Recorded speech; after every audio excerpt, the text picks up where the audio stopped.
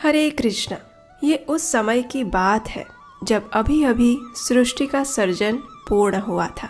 भगवान शिव और माता पार्वती अब कैलाश पर्वत पर रहने के लिए चले गए थे। एक दिन माता पार्वती ने भगवान शिव से पूछा, हे स्वामी, आपको प्रसन्न करने के लिए अनेक विधि विधान बताए गए हैं, लेकिन इन सभी में आपको सबसे प्रिय क्या है?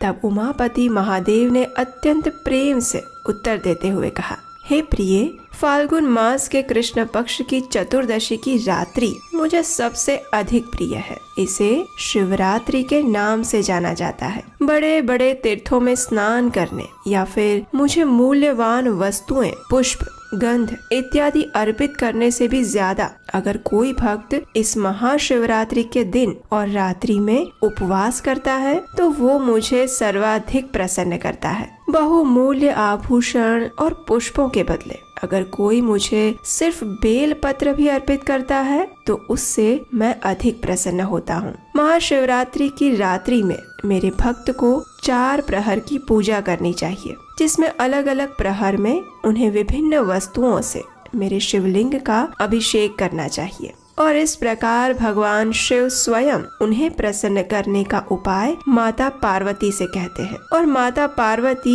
ये विधि अपनी सखियों से कहती है। इस प्रकार भगवान शिव को प्रसन्न करने की ये शिवरात्रि विधि जन जन तक पहुंच जाती है, जिसका पालन आज भी हम करते हैं। स्कंद पुराण में भगवान शिव की स्तुति करते हुए कहा गया है, ज्योतिर्मात्र स्वरूपाय निर्मल ज्ञान चक्षुषे नमः शिवाय शांताय ब्रह्मणे लिंग मूर्तये। अर्थात ज्योति मात्र जिनका स्वरूप है, निर्मल ज्ञान ही जिनका नेत्र है, जो लिंग स्वरूप ब्रह्म है, उन परम शांत कल्याणमय भगवान शिव को नमस्कार है। सुना आपने, भगवान शिव अत्यंत शांत स्वभाव के और सबका मंगल करने वाले हैं, बिना किसी भेदभाव के। इसी पुराण में सूत गोस्वामी कहते हैं कि फाल्गुन मास के कृष्ण पक्ष की चतुर्दशी का उपवास अत्यंत दुर्लभ है। उसमें शिवरात्रि में जागरण करना ये तो मैं प्रत्येक मनुष्य के लिए सबसे दुर्लभ है ऐसा मानता हूँ। और इससे भी दुर्लभ है शिवलिंग का दर्शन करना, और दर्शन से भी अधिक दुर्लभ अगर कुछ है तो वो है भगवान शिव का पूजन करना। जब आपके 100 करोड़ जन्मों में अर्जित किए हुए पुण्य कर्म जागृत हो जाते हैं, तब जाकर आपको भगवान शंकर की बिल्व पत्र से पूजा करने का अवसर प्राप्त हो पाता है। इसी अध्याय में सूत गोस्वामी आगे कहते हैं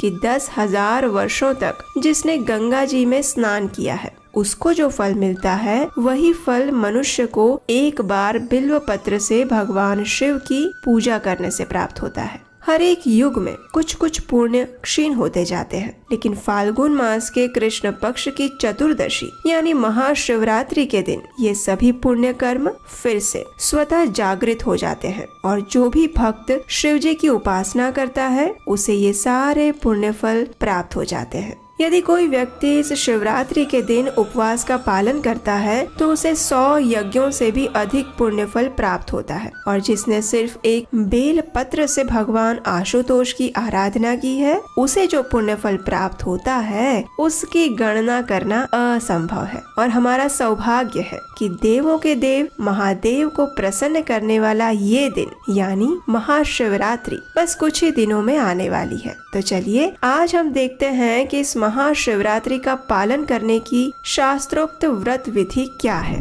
सबसे पहले तो अगर आप महाशिवरात्रि व्रत का पालन करना चाहते हैं तो इस दिन प्रातः ब्रह्म मुहूर्त में उठ जाना चाहिए, क्योंकि किसी भी व्रत और उपवास का आरंभ प्रातः काल से करना श्रेष्ठ माना जाता है। उसके बाद आप स्नान इत्यादि अपने नित्य कर्मों को संपन्न कर लीजिए और फिर अपने घर में जो पूजा का स्थान है उसे स्वच्छ करें और वहाँ भगवान शिव की प्रतिमा, शिवलिंग या फिर चित्र को स्थापित करें। उसके बाद उनका जल और दूध से अभिषेक करें, उन्हें बेलपत्र और सुगंधित पुष्प अर्पित करें। उसके बाद उन्हें कुछ मिष्ट भोग अर्पित करें। इसमें आप फल, दूध, मिठाई इत्यादि भी अर्पित कर सकते हैं। तत्पश्चात अगरबत्ती और घी का दीपक जलाएं और 3 या 5 बाती से उनकी आरती करें। इस प्रकार आप प्रातः काल में अपने घर पर भगवान शिव की पूजा कर सकते हैं। उसके बाद आप अपने नजदीक के किसी भी शिव मंदिर में जाएं और वहां उपस्थित शिवलिंग का दूध और जल से अभिषेक करें। उन्हें पुष्प अर्पित करें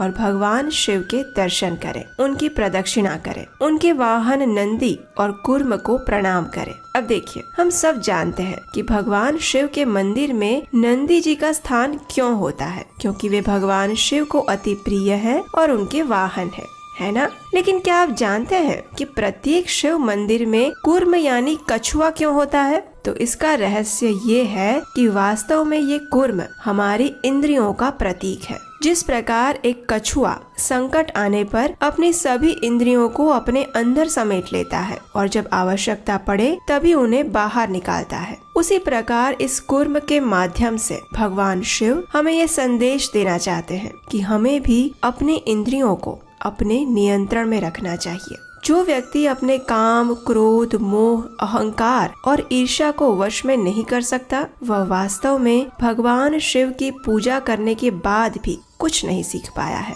इसलिए प्रत्येक मनुष्य को अधिक से अधिक प्रयास करना चाहिए कि वे अपने अंदर छिपे हुए इन शत्रुओं को अपने नियंत्रण में रखने का प्रामाणिक प्रयास करें। एक और बात, जब भी आप किसी मंदिर या पूजा के स्थान पर शिवलिंग का अभिषेक या पूजा करने जाएं, तो एक बात का विशेष ध्यान रखें और वो है उस स्थान की स्वच्छता और पवित्रता का। कई बार देखा जाता है कि भक्त अपने भाव आवेश में आकर शिवलिंग की पूजा तो करते हैं, लेकिन उस स्थान पर गंदगी फैला देते हैं। और कई बार कुछ महिलाएं और पुरुष मंदिर में भी अयोग्य वस्त्र पहन कर आ जाते हैं। इसलिए इस बार जब भी आप भगवान शिव की पूजा करने जाएं, तो इन दोनों बातों का विशेष ध्यान रखें कि अपने वस्त्र मर्यादित हो, हमारी संस्कृति के अनुरूप हो और उस स्थान की स्वच्छता और पवित्रता का हम ध्यान रखें। महाशिवरात्रि के दिन उपवास करने का प्रावधान है। इस दिन कुछ भक्त संपूर्ण निर्जल उपवास करते हैं और कुछ फल, दूध इत्यादि लेकर और नमक का त्याग करके उपवास करते हैं।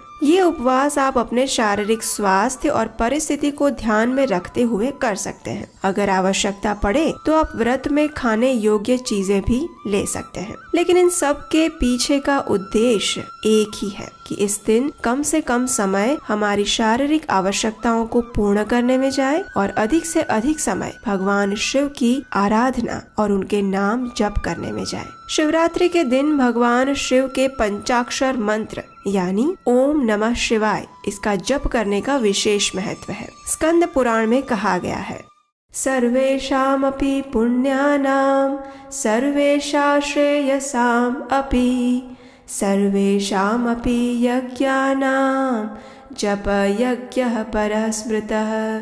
अर्थात समस्त पुण्यों, श्रेय के सभी साधनों और समस्त यज्ञों में जप यज्ञ को ही सर्वोत्तम माना गया है। इसी स्थान पर आगे कहते हैं कि जिस प्रकार देवों में त्रिपुरारी भगवान शंकर श्रेष्ठ हैं, उसी प्रकार सभी मंत्रों में शिव का षडाक्षर मंत्र श्रेष्ठ है। उसी को प्रणव से रहित होने पर पंचाक्षर मंत्र भी कहते हैं और ये मंत्र है नमः शिवाय। जब इसके आगे ओम लग जाता है तो वह षडाक्षर मंत्र बन जाता है, यानी ओम नमः शिवाय। ये मंत्र जप करने वालों को मोक्ष प्रदान करता है। शिव जी के इस शुभ पंचाक्षर मंत्र में सर्वज्ञ, परिपूर्ण, सच्चिदानंद स्वरूप भगवान शिव सदा रमण करते हैं। इस सृष्टि के जीवों के कल्याण हेतु भगवान शिव ने स्वयं ही इस आदि मंत्र का प्रतिपादन किया है। तो इसलिए शिवरात्रि के दिन आप अधिक से अधिक इस मंत्र का उच्चारण कर सकते हैं। रात्रि के समय में भगवान शिव की विशेष पूजा की जाती है, जिसमें रात्रि के प्रत्येक प्रहर में विभिन्न वस्तुओं से भगवान शिव के शिवलिंग का अभिषेक करना चाहिए। प्रत्येक प्रहर 1.5 घंटे का होता है और रात्रि के प्रथम प्रहर में दूध से शिवलिंग का अभिषेक किया जाना चाहिए। दूसरे प्रहर में दही से अभिषेक होता है। तीसरे प्रहर में घी से शिवलिंग की पूजा होती है और चौथे प्रहर में मधु से शिवलिंग का अभिषेक किया जाना चाहिए। इस प्रत्येक प्रहर में बिल्व पत्र से भगवान शिव की पूजा अवश्य करनी चाहिए। संपूर्ण रात्रि भगवान शिव के दिव्य स्वरूप और गुणों के ऊपर चिंतन, मनन, नाम जप और स्तुति गान में व्यतीत करने चाहिए। इस प्रकार रात्रि में पूजा संपन्न करके अगले दिन यानी प्रातः काल में किसी भी ब्राह्मण को भोजन खिलाना चाहिए, अपनी क्षमता अनुसार दान देना चाहिए और उसके बाद आप चरणामृत के साथ और अन्न प्रसाद के साथ अपने शिवरात्रि व्रत का पारण कर सकते हैं। इस प्रकार शिवरात्रि का संपूर्ण व्रत पालन करने से भगवान शिव अत्यंत प्रसन्न हो जाते हैं और आप उनसे अपनी इच्छा अनुसार कोई भी वरदान या प्रार्थना कर सकते हैं। लेकिन सबसे महत्वपूर्ण बात तो ये है कि जो भगवान शिव परम धन देने में सक्षम है, उनसे हम इन भौतिक तुच्छ वस्तुओं की याचना आखिर क्यों करें? जब हमें वास्तविक पारस मणि मिल रहा है तो फिर हम कांच के टुकड़ों के पीछे क्यों भागे, है ना? तो इसीलिए शिवरात्रि की पूजा आराधना करते समय भगवान शिव से या तो आप उनकी भक्ति की याचना कर सकते हैं, उनके धाम में वास करने की याचना कर सकते हैं, या फिर आप परम भगवान श्री कृष्ण की शुद्ध भक्ति की याचना कर सकते हैं, क्योंकि यही हमारे जीवन का परम धन है, वास्तविक पारस मणि है। और इस दुर्लभ वरदान को भगवान शिव महाशिवरात्रि के अवसर पर अत्यंत सरलता से प्रदान कर सकते हैं। तभी तो हमारे आचार्य अपने ग्रंथों की टीका में कहते हैं, वृंदावनी पते जय सोम सोम मौले सनक सनंदन सनातन नारदेध्य गोपीश्वर व्रज विलास युगांग्रि पद्मे प्रेम प्रयच्छ निरुपाधि नमो नमस्ते। अर्थात हे वृंदावन के क्षेत्रपाल, हे सोम, आपकी सदा ही जय हो। आप जिनके मस्तक पर चंद्रमा सुशोभित है और जिनकी पूजा सनक सनंदन और नारद करते हैं, हे गोपीश्वर भगवान शिव, मैं आपसे व्रज धाम में सुंदर नित्य लीला करने वाले श्री श्री राधा माधव के चरण कमलों में प्रेम प्राप्त करने की इच्छा रखती हूँ। मैं बारंबार आपको प्रणाम करती हूँ। शिवरात्रि पूजा संपन्न करने के बाद आप शिव जी को ये प्रार्थना भी अर्पित कर सकते हैं और ये सर्वश्रेष्ठ वरदान है जो आप उनसे मांग सकते हैं। अगर आप शिव जी को इस दिन अधिक प्रसन्न करना चाहते हैं तो आप हरे कृष्ण महामंत्र यानी हरे कृष्ण कृष्ण कृष्ण हरे हरे, हरे राम राम राम हरे हरे, इसका भी उच्चारण कर सकते हैं और अधिक से अधिक माला का जप कर सकते हैं, क्योंकि भगवान शिव स्वयं राम नाम की महिमा बताते हैं। तो हम आशा करते हैं कि आज की ये शिवरात्रि वीडियो से आपको महाशिवरात्रि व्रत पालन करने में सहायता मिलेगी और इस शिवरात्रि के उपलक्ष्य पर हम भगवान शिव के ऊपर अनेक कथाएं और वीडियोस भी आपके लिए लेकर आ रहे हैं। तो अगर आप इन कथाओं को बनाने में हमारी सहायता करना चाहते हैं तो स्क्रीन पर दिए गए नंबर पर आप अपना आर्थिक योगदान भी भेज सकते हैं। और हाँ, अभी तक आपने अपने इस चैनल को सब्सक्राइब नहीं किया है तो याद से कर लीजिए और नोटिफिकेशन भी ऑन कर लीजिए। तो चलिए इस महाशिवरात्रि पर अपने मन और चेतना को भगवान आशुतोष पर केंद्रित करते हैं और उनसे मनुष्य योनि का सर्वश्रेष्ठ वरदान यानी परम भगवान श्री कृष्ण की शुद्ध भक्ति की याचना करते हैं। हरे कृष्ण।